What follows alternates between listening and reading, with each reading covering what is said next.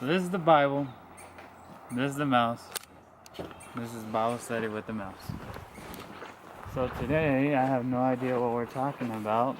I don't know, Michael, do you have any ideas? If not, I have something I can share, but I want to see if you have anything. Please share, Mouse. Okay, so what I want to share today is the greatest demonstration of love we could ever see. So, pretty sure all you guys know where I'm going with this verse in John 3:16. We all know it, we're all familiar with it, but let's read it.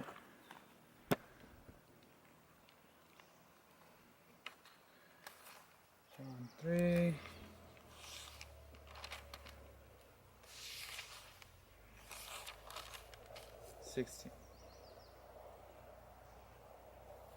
Oh, I'm in John 4. Sorry about that. John 3. For God so loved the world that he gave his only begotten Son, that whosoever believeth in him should not perish, but have everlasting life. Let's break that down. So, it's saying for God. That is the greatest person ever. God. So loved.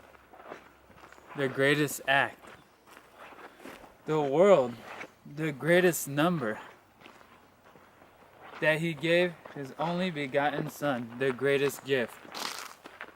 That whosoever, the greatest invitation, believeth in him, the greatest simplicity, should not perish, the greatest promise, but have everlasting life.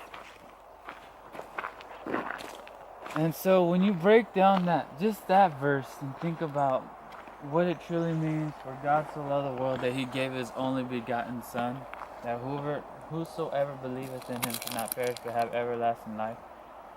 It really helps you to understand the greatest demonstration of love by Jesus Christ, how the Father was willing to give his Son up on our behalf for the things that we've done, the sins that we've committed, the iniquities and the transgressions that have aspired through us. But God sent his Son, his only begotten Son, Jesus Christ, to die a painful and most humiliating death that most of us can't even fathom.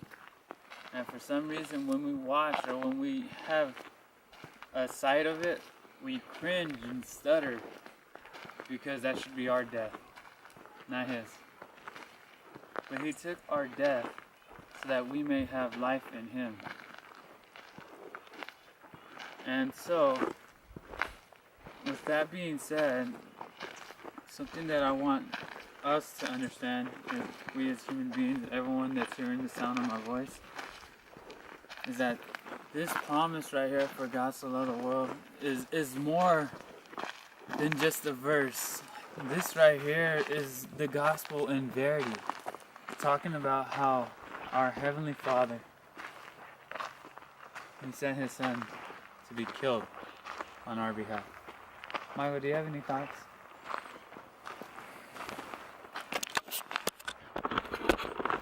Something that was once shared with me was about how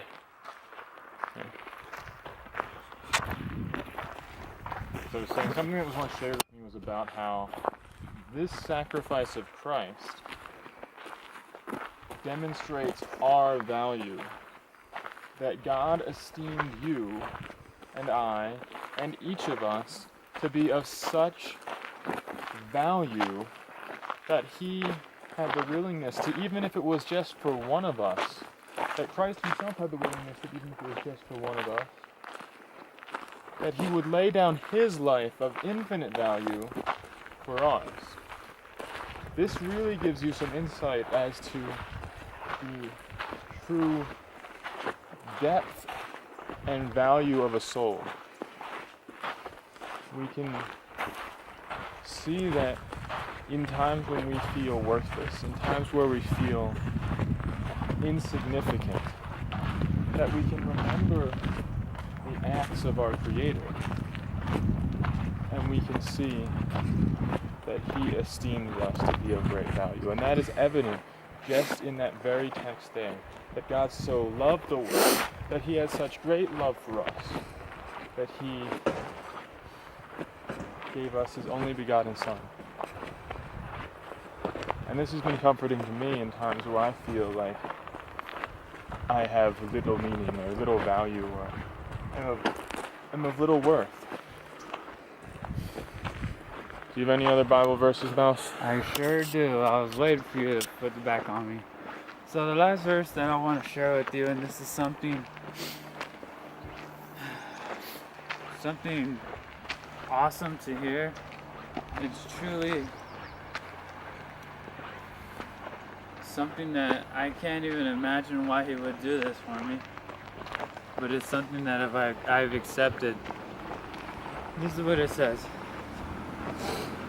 1 John chapter 3, verse 1.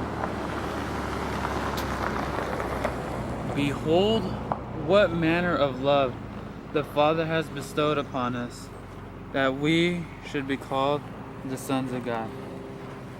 Therefore the world knoweth us not, because it knew him not. Just think about that phrase, like, behold the manner. I don't deserve to be called a son of God. You don't deserve to be called a son of God. We all have sinned and fallen short of the glory of God. But he's telling us the manner of love. And this is, it's not this worldly idea of love where one day it's here and the next day it's gone. It's not based upon just, oh, I feel this towards you, so I'm in love with you. No. There's a greater, more significant meaning of love that God is using. This perfect love, this complete love. And so as we behold Christ and we behold the sacrifice, how he gave himself upon that tree, that we truly start to see the love that God has for us and why he would call us sons of God. So I encourage you guys to reflect upon that. To go and, even though you've probably read this verse 100 times, I've learned this verse multiple times as a kid, but its significance has changed as I've gotten older and I've realized more and more about what this verse is actually saying. And I pray that you guys have that same experience. And like always, this is the Bible, this is the Mouse, and this has been Bible Study with the Mouse.